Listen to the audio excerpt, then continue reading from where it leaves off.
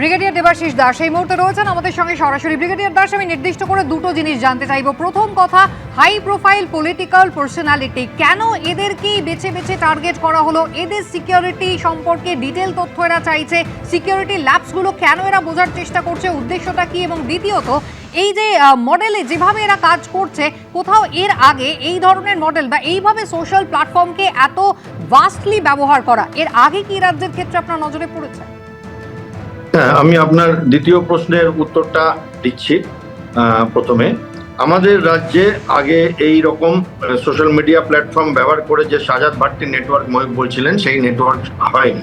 কিন্তু ভারতবর্ষের অনেকগুলো রাজ্যে হয়েছে। মহারাষ্ট্রে হয়েছে, আপনার রাজস্থানে হয়েছে, ঝাড়খণ্ডে হয়েছে, মুম্বাইতে হয়েছে, দিল্লিতে হয়েছে, আর আপনার উত্তরপ্রদেশে হয়েছে এবং তেলেঙ্গানাতে হয়েছে। এবং শাহজাদ ভাট্টি নেটওয়ার্ক এমন একটি নেটওয়ার্ক যে এই শাহজাদ ভাট্টি ইনি পাকিস্তানের একজন সোশ্যাল মিডিয়া ইনফ্লুয়েন্সার ছিলেন এবং পরবর্তী সময় ইনি এই সমস্ত কাজ করেন এবং পাকিস্তান থেকে বলা যায়, শোনা যাচ্ছে, ইউনাইটেড আরব এমিরেটসে শিফট হয়ে যান। এবং তিনি ভারতবর্ষের একটু গরিব বা একটু ইকোনমিক্যালি ব্যাকওয়ার্ড ইউথ, যারা ইয়াং ছেলেমেয়ে, এবং এমনও আছে কিছু যারা 18 বছরের বয়সের কম, যাতে ধরা পড়লে সাজাটাও অত বেশি না হয়, তাদের রিক্রুটমেন্ট করেন, তাদের ছোট ছোট টাস্ক দেন, প্রত্যেকটা টাস্কের উপরে আলাদা করে পেমেন্ট করেন। ধরুন, একজনকে বলেছিলেন ইউপিতে দেওয়াল লিখন লিখতে, দেওয়াল লিখন লেখার জন্য সঙ্গে সঙ্গে সে পেমেন্ট পেয়ে গিয়েছিল। এবার পাঞ্জাবে একজন এএসআই, দুজন এএসআইকে ফেব্রুয়ারিতে আর মেতে মারা হয়। ঝাড়খণ্ডে একটি আরএসএস অফিসকে জ্বালানো হয়। এগুলোর জন্য আলাদা আলাদা তক্ষুনি। কিন্তু সমস্যাটা কি? সমস্যাটা হচ্ছে এগুলো ডিজিটাল পেমেন্ট, এগুলো ডিজিটাল রিক্রুটমেন্ট সোশ্যাল মিডিয়া দিয়ে, এবং তাদের সাথে কথোপকথন হয় টেলিগ্রাম, ইনস্টা, এরকম সমস্ত গ্রুপের মাধ্যমে, যেটা ট্রেস করা খুব ডিফিকাল্ট এবং লম্বা প্রসিডিয়ার। এবং এইভাবে একটি নতুন টেররিজমের মুখ খুলছে, ছায়া যুদ্ধের, যেটা আমরা প্রক্সি ওয়ার বলতাম, যে যুদ্ধের বদলে টেররিজমের যুদ্ধ। সেখানে এখন টেররিজমের বদলে আমাদের দেশের লোকদের ব্যবহার করে, আমাদের দেশের যুবক যুবতীদের ব্যবহার করে আমাদের বিরুদ্ধে কাজ করানো হচ্ছে পশ্চিমবঙ্গে। এটা প্রথম। এবার আসি আপনার দ্বিতীয় প্রশ্নের উত্তরে, যে কেন বড় হাই লেভেল পলিটিশিয়ানদের এরা টার্গেট করছে। কারণ ভারতবর্ষে যেসব হাই লেভেল পলিটিশিয়ানসরা আমাদের শত্রুদেরকে পীড়া দিচ্ছে, তাদের মধ্যে আমাদের মুখ্যমন্ত্রী একজন। আমি নাম বলতে পারি, আমাদের প্রধানমন্ত্রী, আমাদের স্বরাষ্ট্রমন্ত্রী, আসামের মুখ্যমন্ত্রী, উত্তরপ্রদেশের মুখ্যমন্ত্রী এবং পশ্চিমবঙ্গের মুখ্যমন্ত্রী, এই 5 জন পাকিস্তানের হিট লিস্টে আছে। আমার সন্দেহ হচ্ছে যে এখন তো পাকিস্তান মানে আমি বাংলাদেশ আর পাকিস্তান দুটো দেশকে বোঝাচ্ছি, মানে আলাদা আলাদা দেশ, আলাদা আলাদা পাসপোর্ট, কিন্তু দেশের যে মত সরকারের এবং যে সরকারের ছাড়া বিরোধী দলের বাংলাদেশের, সেটা পাকিস্তানের সাথে প্রায় মিলে গেছে। ফলে সেইখানে ভারতবর্ষর যে সমস্ত মানুষরা এই জায়গাটাতে একটা রাষ্ট্রবাদী ভূমিকায় আসছেন, তাদেরকে টার্গেট করা হচ্ছে। যেখানে আমরা দেখতে পাচ্ছি এখন আপনারা হানি ট্র্যাপ বলছেন, আরো 30-40টা অ্যাঙ্গেল বেরাবে এই কেসটির, এর ফোন থেকে, ডিজিটাল প্রুফ থেকে। কিন্তু বড় কাউকে আমরা ধরতে পারবো না। আমরা এই ছেলেপিলে যারা কয়েকটা পয়সার জন্য বেকার যুবক, তাদেরকে ধরতে পারবো, তাদের সাজা দিতে পারবো, বাট বড় মাথা হাতে আসবে না, তাদেরকে ট্রেস আউট করতে পারবো না। এটা একটা নতুন জিনিস এবং ভারতবর্ষের সিকিউরিটি ফোর্সের জন্য এটা একটা খুব বড় নতুন চ্যালেঞ্জ।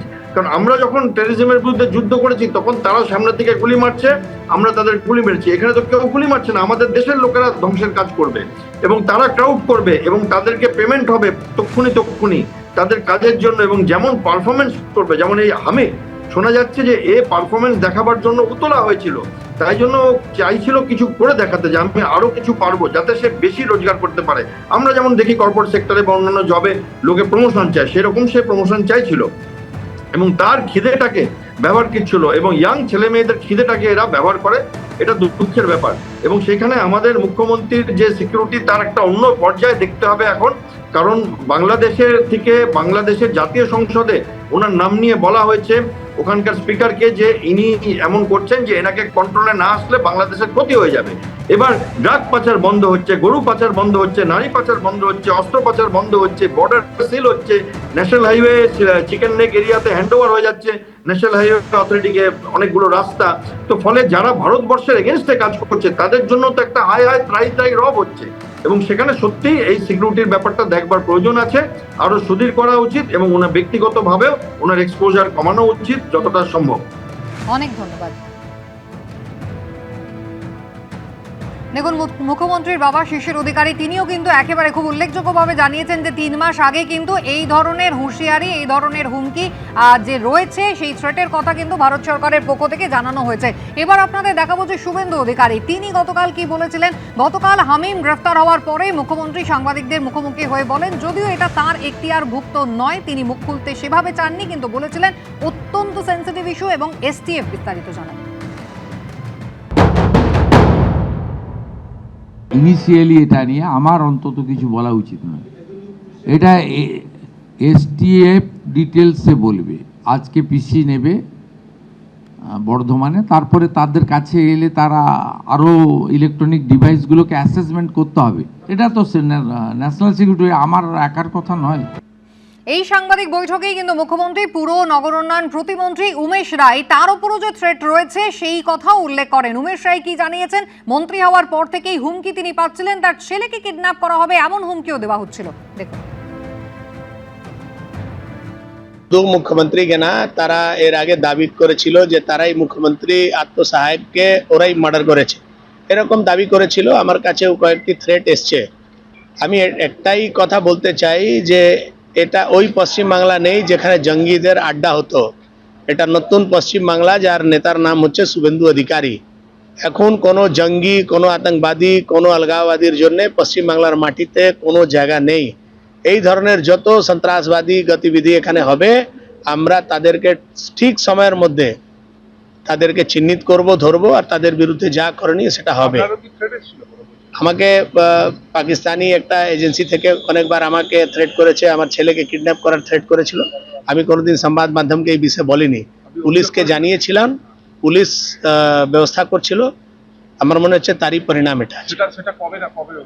এটা বিগত 1 মাস ধরে এটা চলছিল। আমি যেদিন মন্ত্রী শপথ নিয়েছি তার 10 দিন আগে থেকেই আমার কাছে অনেকগুলো ইন্টারন্যাশনাল কল আসতো। বর্ধমান থানায় সরাসরি আপনাদের নিয়ে যাব। কমল কৃষ্ণ দে রয়েছেন আমাদের প্রতিনিধি। কমল, কখন আদালতে পেশ করা হবে আজকে অর্পিতা সরকারকে? দেখো, অর্পিতা সরকারকে আর কিছুক্ষণের মধ্যেই কিন্তু বর্ধমান আদালতে পেশ করা হবে এবং পুলিশি হেফাজতের আবেদন জানানো হবে এসটিএফ এর পক্ষ থেকে। এবং তুমি জানো যে গতকালই হামিম মণ্ডল তাকে গ্রেপ্তার করেছে এবং তার যে মোবাইল ফোন, সেই মোবাইল ফোন থেকে যেটা দেখা যাচ্ছে যে বিভিন্ন রকম বিষয়, যে তার যে সোশ্যাল মিডিয়ার যে সমস্ত অ্যাকাউন্ট আছে সেই সমস্ত অ্যাকাউন্টে বিভিন্ন ধরনের চ্যাট আছে এবং সেখানে পাকিস্তানের নাম্বার।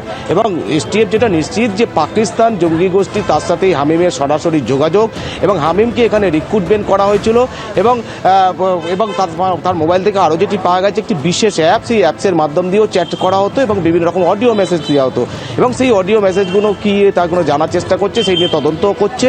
এবং এখানে যে রিক্রুটমেন্ট করতো হামিম, এবং পাশাপাশি সে বিভিন্ন রকম পলিটিক্যাল ব্যক্তিত্ব বা হচ্ছে বিভিন্ন ব্যুরোক্র্যাট তাদের সংক্রান্ত তথ্য সংগ্রহ করতো। এবং সবথেকে যেটা বড় বিষয়, তার যে প্রিয় বান্ধবী, সেই বান্ধবীকেও কিন্তু এই কাজে এসেছিল অর্পিতা সরকার। তাকে ঝাড়খণ্ডের থেকে গ্রেপ্তার করা হয়েছে এবং যেটুকু জানা যাচ্ছে ঝাড়খণ্ডের সাহেবগঞ্জের বারহাওড়া এলাকায় তার বাড়ি এবং সেখান থেকেই তাকে গ্রেপ্তার করে এসটিএফ এবং তাকে আজকে আদালতে পেশ করা হবে এবং তারপরে পুলিশ হেফাজতে পাওয়া যাওয়ার পর তাকে জিজ্ঞাসাবাদ করা হবে। এবিপি আনন্দ, এগিয়ে থাকে, এগিয়ে রাখে।